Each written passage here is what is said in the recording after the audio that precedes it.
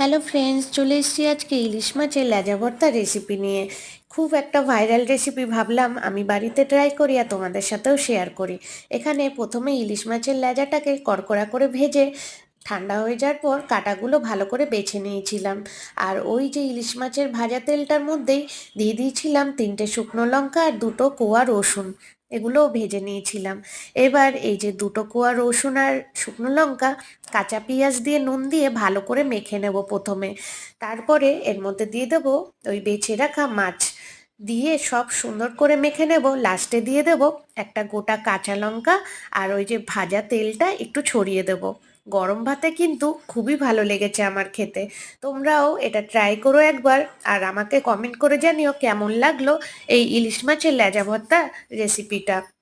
আর হ্যাঁ, ভালো লাগলে আমার চ্যানেলটিকে সাবস্ক্রাইব করে দিও আর লাইক শেয়ারও করে দিও। টাটা।